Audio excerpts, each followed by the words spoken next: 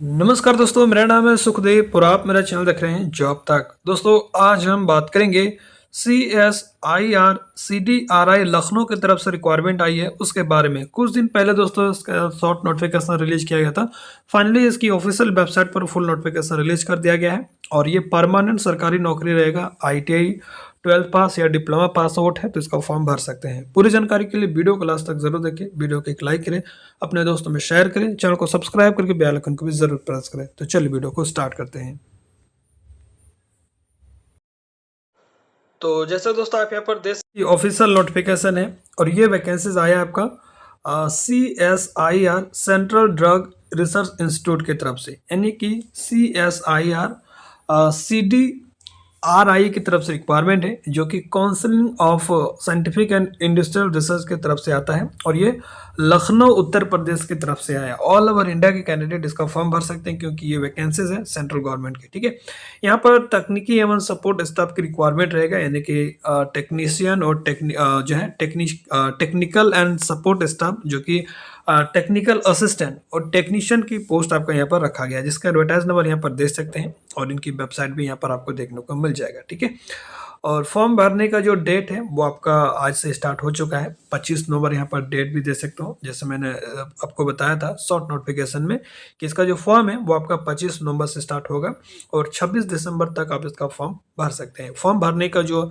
Mode है वो आपका ऑनलाइन के माध्यम से भरा जाएगा। इनमें से दोनों वेबसाइट में किसी भी वेबसाइट पर आप फॉर्म भर सकते हैं। ठीक है, दो वेबसाइट उन्होंने बनाया है। ठीक है, अब बात करते हैं इसके वैकेंसीज के डिटेल्स के बारे में। तो यहाँ पर दो तरह की रिक्वायरमेंट है। पहला आपका टेक्निकल असिस्टेंट, जिसमें टोटल 12 सीटें हैं और आपका पे लेवल 6 रहेगा, जिसमें 67,530 रुपये अप्रॉक्स आपका सैलरी रहेगा और एज लिमिट यहाँ पर 28 साल रखा गया है 26 दिसंबर 2025 के आधार पर। बाकी एज में आपको रिलैक्सेशन मिलेगा एज ए कैटेगरी वाइज। ठीक है, और नेक्स्ट जो वैकेंसीज है वो आपका टेक्नीशियन 1 का रहेगा और इसमें टोटल 32 सीटें हैं और ये पे लेवल 2 रहेगा 36,918 रुपये अप्रॉक्स आपका सैलरी पर मंथ बनेगा और इसमें भी एज लिमिट आपका 28 साल रखा गया है। बाकी एज में रिलैक्सेशन आपको एज ए कैटेगरी वाइज देखने को मिल जाएगा।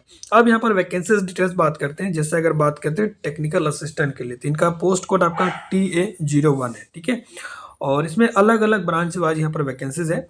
Technical assistant life science and regulatory toxicology के लिए है और इसमें 35,400 से लेकर 1,12,400 तक सैलरी आपका रहेगा और इसमें टोटल जो है 3 पोस्ट है आपका, एक जनरल में है, एक OBC में है और आपका एक ST में है। ठीक है, और इसके लिए आपका जो क्वालिफिकेशन मांगा वो आपका BSc मांगा है या इसको इक्विवेलेंट कोई कोर्सेज कर रखे हैं 60% के साथ, जिसमें आपका लाइफ साइंस वगैरह हो, बायोलॉजिकल साइंस, जियोलॉजी या बायोटेक्नोलॉजी या बायोकेमिस्ट्री, सॉरी बायोकोनोलॉजी या बायोकेमिस्ट्री या बायोमेडिकल साइंस, मेडिकल लैब, इनमें से किसी भी कोर्स से हैं आप उसका फॉर्म भर सकते हैं। यहाँ पे या आपके पास BSc इक्विवेलेंट कोर्सेज है तो भी आप इसका फॉर्म भर सकते हैं। ठीक है, और भी बहुत सारे यहाँ पर ब्रांच दिया गया, आप इसका ब्रांच वगैरह भी अच्छा से देख लीजिएगा। ठीक है, और यहाँ पर देखिए एक्सपीरियंस एज ए डिजायरेबल रखा गया, अगर आपके पास है तो ठीक है, अगर आपके पास कोई भी एक्सपीरियंस नहीं तो भी उसका फॉर्म भर सकते हैं।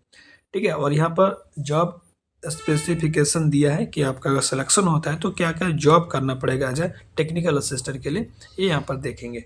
ठीक है, नेक्स्ट जो वैकेंसीज है वो आपका टेक्निकल असिस्टेंट 2 के लिए, इसमें टेक्निकल असिस्टेंट फार्मासिस्ट के लिए है और फार्माको किनेटिक्स के लिए है। ठीक है, इसमें भी आपका सैलरी 35,400 से लेकर 1,12,400 तक रहेगा और इसमें भी आपका BSc ऑनर्स मांगा है और इसमें एक्सपीरियंस जो है आपका experience in the area of analytical या बायोनाटिकल वर्क। देखिए डिजायरेबल एक्सपीरियंस है, आपके पास है तो ठीक है, नहीं तो फॉर्म भर सकते हो, कोई दिक्कत नहीं है। सही, ठीक है।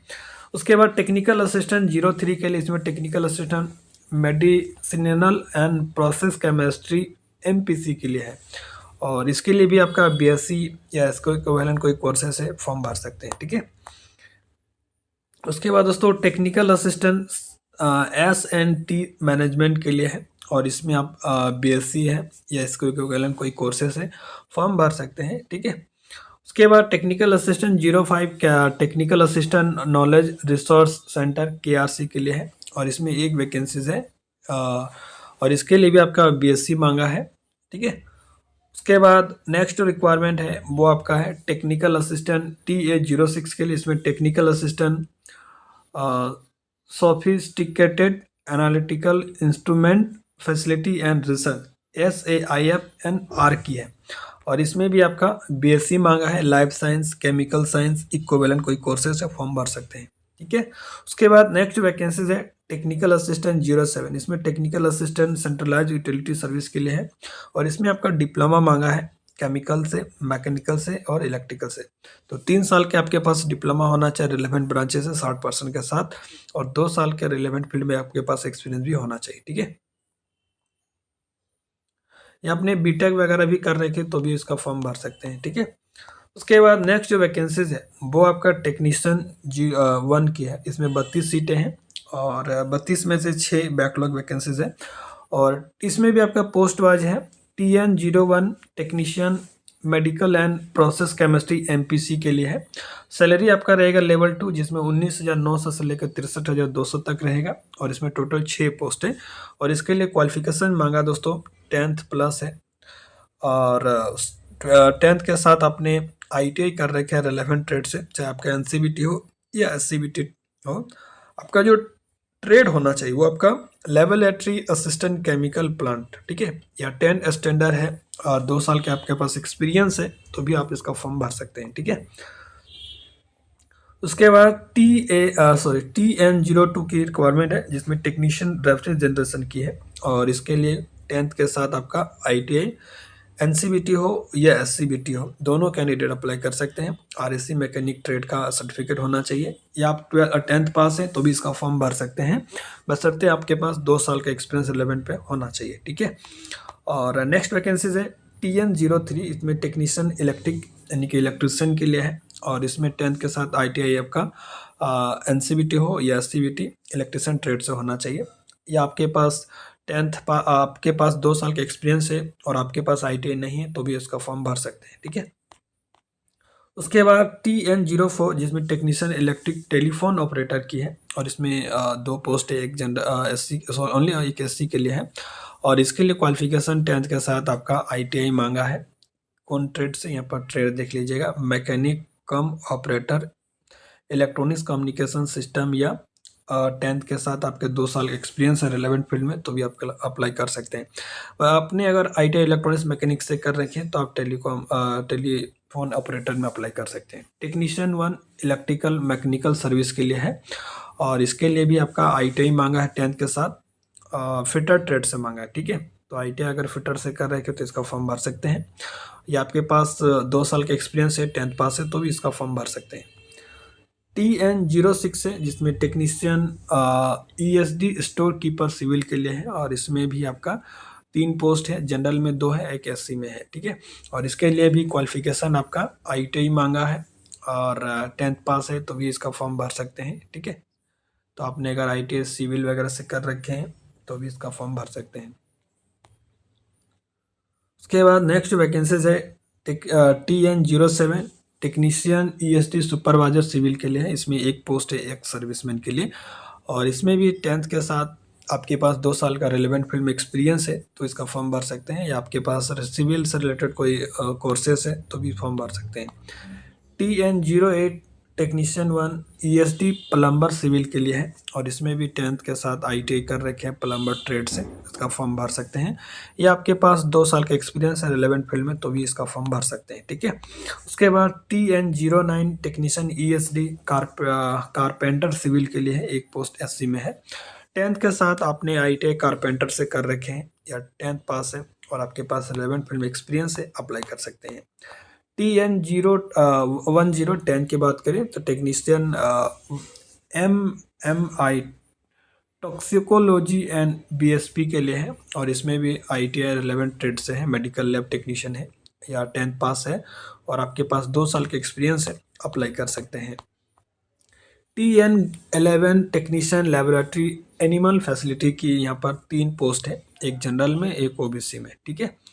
2 OBC में, सॉरी। इसमें भी 10th के साथ रिलेवेंट ट्रेड से कोई कोर्सेज कर रखे हैं तो अप्लाई कर सकते हैं, जिसमें आपका एनिमल साइंस हो, बायोटेक्नोलॉजी हो, animal health, live stock department, या 10th के साथ आपका रेलेवेंट फील्ड में एक्सपीरियंस है तो फॉर्म भर सकते हैं। 3 साल का होना चाहिए, सॉरी।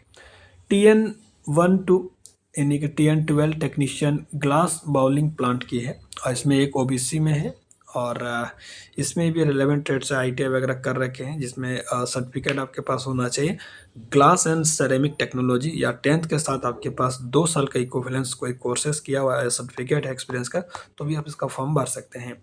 अब नेक्स्ट बात करते हैं TN13 technician 1 fire and lab safety के लिए।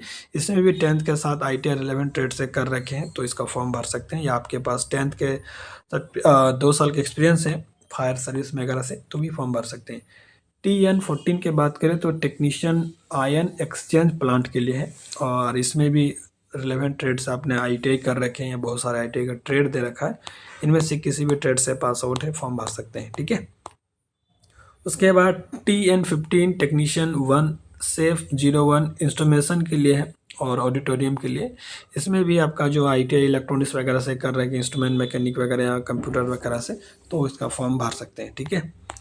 उसके बाद नेक्स्ट वैकेंसीज है दोस्तों TN17, जिसमें टेक्नीशियन सेफ इंस्ट्रूमेंट मैकेनिक के लिए है, और इसमें भी आपका ITI इलेक्ट्रॉनिक्स मैकेनिक या इक्विवेलेंट कोई कोर्सेस है, फॉर्म भर सकते हैं, ठीक है।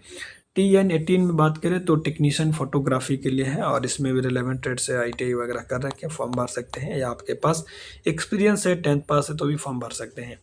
Technician knowledge resource centre KRC में है, और इसमें भी टेक्नीशियन अगर 10th पास है और 11th ट्रेड का सर्टिफिकेट है, और आपके पास जो IT होता है इंफॉर्मेशन टेक्नोलॉजी कोर्सेस है, तो भी फॉर्म भर सकते हैं। TN20 की बात करें तो टेक्नीशियन फार्मासिस्ट एंड फार्माकोकिनेटी की है, इसमें भी रिलेवेंट ट्रेड से आपका ITI या आपके पास 2 साल के एक्सपीरियंस है, फॉर्म भर सकते हैं। तो ये सारे वैकेंसीज हैं दोस्तों, जो भी कैंडिडेट के पास रिलेवेंट सर्टिफिकेट है तो फॉर्म भरेंगे। सिलेक्शन प्रोसेस आपका टेक्निकल असिस्टेंट की अगर बात करें तो पहले स्क्रीनिंग कम्युनिटी किया जाएगा, फिर आपको स्किल ट्रेड टेस्ट के लिए बुलाया जाएगा। जो ट्रेड टेस्ट में क्वालिफाई होगा उनका फिर रिटन एग्जाम किया जाएगा, ठीक है। Medical of examination technical assistant की बात करें तो ग्रुप 3 एंड ग्रुप 2A और 2 में होगा, अलग अलग यहाँ पर देखेंगे। क्वेश्चन जो एग्ज़ाम होगा वो आपको OMR बेसिस पे होगा, और हिंदी इंग्लिश लैंग्वेज में क्वेश्चन होगा, और टेक्निकल असिस्टेंट का जो स्टैंडर्ड होगा वो आपका डिप्लोमा ग्रेजुएशन लेवल का होगा। 200 क्वेश्चन रहेगा 3 आवर का, ठीक है। पार्ट 1 में आपका 50 क्वेश्चन रहेगा, 50 क्वेश्चन रहेगा 100 नंबर के, और कोई नेगेटिव मार्किंग नहीं है। पेपर 2 जो होगा 30 नंबर का होगा, जिसमें जनरल अवेयरनेस 75 क्वेश्चन पूछे जाएंगे, और हर क्वेश्चन में आपका नेगेटिव मार्किंग रहेगा एक गलत करने पर, ठीक है। और इंग्लिश लैंग्वेज भी रहेगा 75 मार्क्स के। पेपर 3 में आपका जो भी कंसर्ट सब्जेक्ट है जो भी आपका वो उसमें होगा। टेक्नीशियन की बात करें तो इसमें भी सेम प्रोसेस है, पहले आपका स्किल टेस्ट किया जाएगा, फिर आपका रिटन एग्जाम होगा। और टेक्नीशियन 1 की बात करें तो आपका क्वेश्चन जो होगा आपका 10th प्लस ITI या 12 स्टैंडर्ड पे होगा, जो कि 150 क्वेश्चन पूछा जाएगा। 2 आवर 30 मिनट का टाइम मिलेगा। इसमें आपका रीजनिंग वगैरह रहेगा 50 क्वेश्चन 100 नंबर के। फिर पेपर 2 में आपका 75 क्वेश्चन रहेंगे, 25 क्वेश्चन रहेंगे 75 नंबर का GS का, और इंग्लिश लैंग्वेज का 25 क्वेश्चन रहेगा 75 नंबर। दोनों में आपका नेगेटिव मार्किंग है, ठीक है। पेपर 3 जो है वो आपका 50 क्वेश्चन रहेगा आपके सब्जेक्ट वाइज 150 मार्क्स का, ठीक है। तो ये इनका प्रोसेस है सिलेक्शन का। तो सारी चीज़ें मैंने दोस्तों बता दिया, कोई डाउट है तो कमेंट करके पूछ सकते हैं। मिलते हैं नेक्स्ट वीडियो में, तब तक के लिए टेक केयर, जय हिंद, वंदे मातरम।